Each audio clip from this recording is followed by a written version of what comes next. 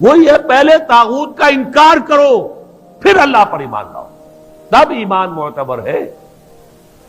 طاغوت کسے کہتے ہیں؟ طغا سے بنا ہے، طغا طغیانی، دریا اپنے حدود کے اندر بہ رہا ہے لیکن اب یہ کہ اس کی پانی ادھر چھلک گیا ہے، اپنے حدود سے کناروں سے نکل گیا، اسے کیا کہتے ہیں؟ طغیانی، طغیانی آئی ہوئی ہے، طغیانی۔ تو انسان کا اور جنوں کا مقام کیا ہے؟ وما خلقت الجن والانس الا لیعبدون، میں نے نہیں پیدا کیا جنوں اور انسانوں کو مگر اس لیے کہ میری بندگی کریں۔ جو حد بندگی سے تجاوز کرے گا وہ طاغوت ہے۔ لا اکراہ فی الدین قد تبین الرشد من الغی، سعادت اور رشد اور ہدایت کا راستہ بالکل واضح ہو چکا ہے کج راستوں سے۔ غی ہے جسے غوا بنا ہے، غوا گمراہ ہو جانا، اغوا کا لفظ بنتا ہے گمراہ کر دینا کسی کو، تو یہ غی ٹیڑھ کجی صحیح راستے سے ہٹ جانا۔ قد تبین الرشد من الغی، اچھا اس کی وجہ کیا ہے؟ یہ دعویٰ کیوں ہو رہا ہے کہ ذہن میں رکھیے یہ ہے سورہ بقرہ، یہ نازل ہوئی ہے مدنی دور میں، 2/3 قرآن جو ہے وہ ہے مکی جو نازل ہو چکا ہے۔ گویا کہ قرآن مجید کی ان صورتوں نے بالکل دودھ کا دودھ پانی کا پانی جدا کر دیا، حق اور باطل میں اب کوئی اشتباہ نہیں رہا، کسی نیک نیت انسان کے لیے تو کوئی اشتباہ نہیں ہے، حق علیحدہ باطل علیحدہ، لیحق الحق ویبطل الباطل، تاکہ حق کا حق ہونا ثابت ہو جائے، باطل کا باطل ہونا ثابت ہو جائے، اور یہ ہو چکا ہے۔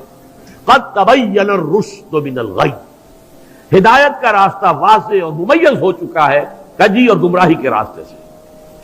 فمن یکفر بالطاغوت ویؤمن باللہ فقد استمسک بالعروۃ الوثقی لا انفصام لها واللہ سمیع علیم۔ تو جو شخص بھی طاغوت کا کفر کرے گا، انکار کرے گا، طاغوت کے خلاف بغاوت کرے گا اور ایمان لائے گا اللہ پر، یہ اہم ترین مقام ہے اس اعتبار سے کہ جیسے میں نے اس سے پہلے بھی دیکھا لا الہ الا ہو، لا الہ پہلے ہے، الا ہو بعد میں آتا ہے، نفی اس بات، اسی لیے بعض جو ہمارے سلسلے تصوف کے ہیں اس میں جو ذکر ہوتا ہے لا الہ الا اللہ، اسے نفی اس بات کا ذکر کہتے ہیں، لا الہ الا اللہ، الا پر وہ ضرب لگاتے ہیں قلب کے اوپر، جس سے ایک خاص قسم کی کیفیت پیدا ہوتی ہے، ایک نفسیاتی کیفیت حاصل ہوتی ہے۔ تو پہلے نفی ہے پھر اس بات، وہی ہے پہلے طاغوت کا انکار کرو پھر اللہ پر ایمان لاؤ، تب ایمان معتبر ہے۔ طاغوت کسے کہتے ہیں؟ طغا سے بنا ہے، طغا طغیانی، دریا اپنے حدود کے اندر بہ رہا ہے لیکن اب یہ کہ اس کی پانی ادھر چھلک گیا ہے، اپنے حدود سے کناروں سے نکل گیا، اسے کیا کہتے ہیں؟ طغیانی، طغیانی آئی ہوئی ہے، طغیانی۔ تو انسان کا اور جنوں کا مقام کیا ہے؟ وما خلقت الجن والانس الا لیعبدون، میں نے نہیں پیدا کیا جنوں اور انسانوں کو مگر اس لیے کہ میری بندگی کریں۔ جو حد بندگی سے تجاوز کرے گا وہ طاغوت ہے، چاہے وہ ایک فرد ہو، کوئی ادارہ ہو، کوئی ریاست ہو۔ میں نے یہ 3 چیزیں گن دی ہیں۔ انفرادی حیثیت سے میں اپنے حد بندگی سے تجاوز کرتا ہوں، اگر زندگی آمد برائے بندگی، زندگی بے بندگی شرمندگی، اگر میں حد بندگی سے تجاوز کر گیا تو میں طاغوت ہوں۔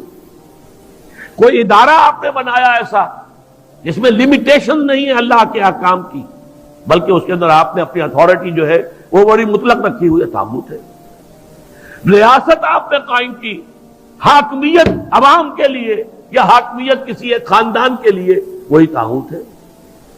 اس کی نفی، اس کا انکار، اس کے خلاف بغاوت کر کے ایمان لاؤ گے تو ایمان معتبر ہے۔ اور اگر طاغوت سے دوستی بھی چل رہی ہے، طاغوت کی چاکری بھی ہو رہی ہے، طاغوت کے ساتھ تعاون، حال یہ ہے کہ حضور فرماتے ہیں من مشى مع فاسق ليقويه فقد اعان على هدم الاسلام، جو شخص کسی فاسق و فاجر انسان کے ساتھ چلے اسے تقویت پہنچانے کے لیے، اس نے اسلام کی عمارت کو جڑوں سے کھودنے میں مدد کی، منہدم کرنے میں مدد کی۔ من مشا، صرف چلنا، آپ کسی کے ساتھ چلتے ہیں تاکہ تقویت اسے ہو جائے، لوگوں کو معلوم یہ بھی ان کے ساتھ ہے، من مشا مع فاسق، فاسق کافر بھی نہیں، فاسق، لیقویہ، تاکہ اسے تقویت پہنچائیں، فقد اعان علی حدم الاسلام، اسلام کی عمارت کو جڑوں سے کھود کر گرانے میں مدد کی۔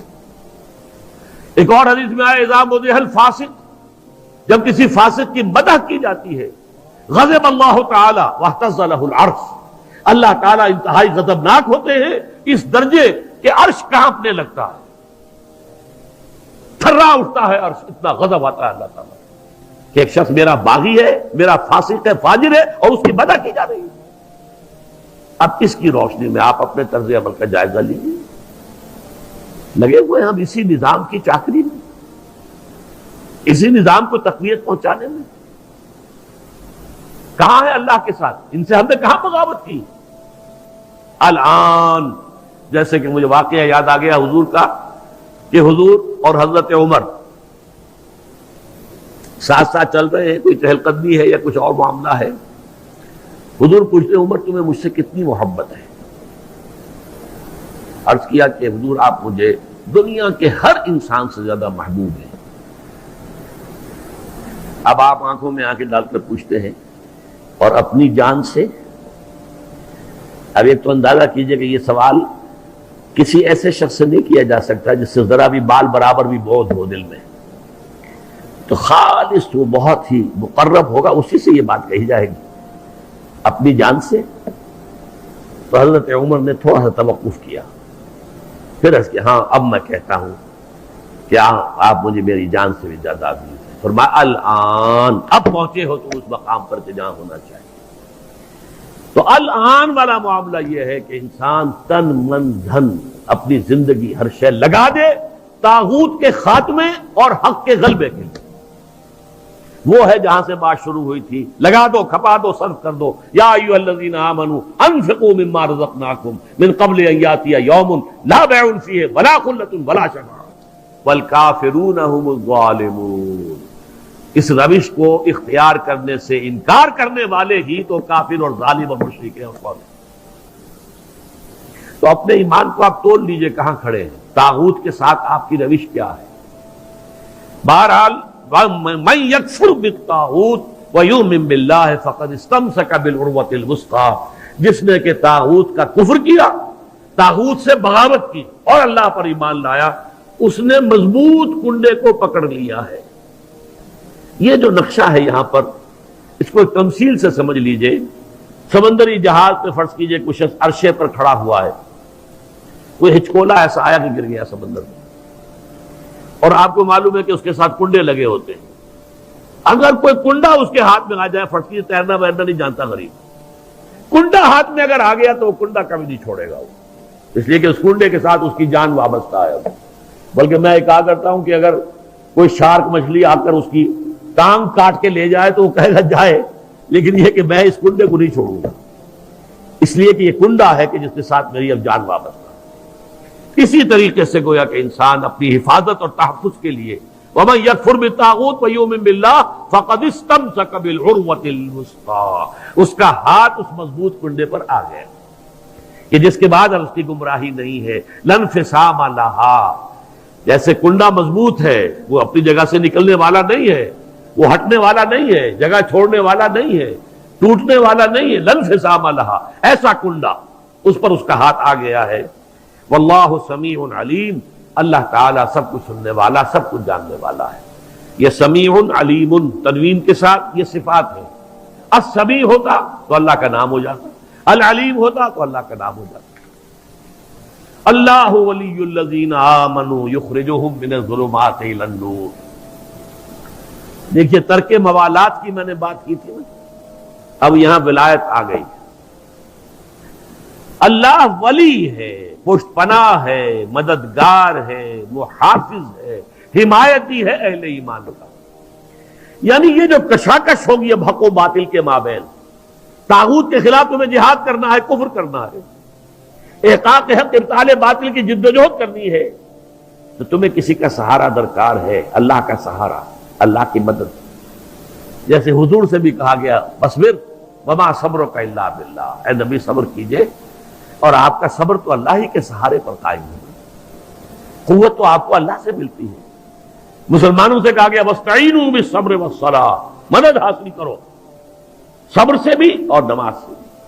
تو اسی طرح فرمایا اللہ کی مدد شامل حال رہے گی. اللہ ولی الذین آمنوا، اللہ ولی ہے اہل ایمان کا. اور یہ رشتہ جو ہے موالات باہمی یا جسے ولایت باہمی کہتے ہیں. یہاں بھی ذرا سمجھ لیجئے، دو لفظ ہیں ہمارے ہاں، لوگ اس کو ایک دوسرے میں کنفیوز کر دیتے ہیں.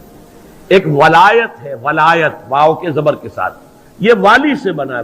والی دمشق یعنی حاکم دمشق. تو ولایت کہتے ہیں حکومت کو، اور ولی سے بنا ولایت، ولایت باہمی. جیسے اللہ یہاں دوست ہے اہل ایمان کا، اہل ایمان دوست ہیں اللہ کے. الا ان اولیاء اللہ لا خوف علیہم ولا هم يحزنون الذین آمنوا وكانوا يتقون لهم البشرى فی الحیات الدنیا والآخرہ. آگاہ ہو جاؤ کہ اللہ کے دوست جو ہیں یعنی اہل ایمان، ان کے لیے نہ خوف ہے اور نہ کوئی حزن ہے. اور یہ کون ہے؟ یہ ولی کوئی علیحدہ نوع نہیں ہے، کوئی سپیشیز علیحدہ نہیں، انسانوں ہی میں سے ہوتے ہیں. ان کے سروں پر کوئی سینگ نہیں ہوتے، عام انسان ہوتے ہیں. البتہ کیا؟ الذین آمنوا وکانوا یتقون. ایمان اور تقوی، ایمان لائے اور ایمان حقیقی، اور تقوی ہے انہیں پش کر رہا ہے. ثم اتقوا وآمنوا ثم اتقوا واحسنوا واللہ یحب المحسنین. یہ ایمان اور تقوی ہے تو وہی اللہ کا ولی ہے. الا ان اولیاء اللہ لا خوف علیہم ولا هم يحزنون الذین آمنوا وكانوا يتقون لهم البشرى فی الحیات الدنیا والآخرہ. ان کے لیے تو بشارتیں ہی بشارتیں ہیں دنیا کی زندگی میں بھی اور آخرت میں. تو وہ ہے ولایت، اللہ کے بندے اللہ کے ولی ہیں صاحب ایمان. یہاں اللہ ولی ہے اہل ایمان. جو بھی وہ طاغوت کے خلاف جد و جہد کریں گے، کشاکش کریں گے، محنت کریں گے، انفاق جان و مال کریں گے، انفاق مال اور بذل نفس کریں گے، وقت خرچ کریں گے، اپنی قوتیں لگائیں گے، جان و مال کے اوپر خطرات مول لیں گے، اپنی اولاد کو انویسٹ کریں گے، تو اللہ تعالیٰ ان کی مدد کرے گا، پشت پناہ ہوگا قدم قدم پر. اللہ ولی الذین آمنوا یخرجہم من الظلمات الی النور. اور وہ انہیں نکالتا رہتا ہے اندھیروں سے روشنی کی طرف.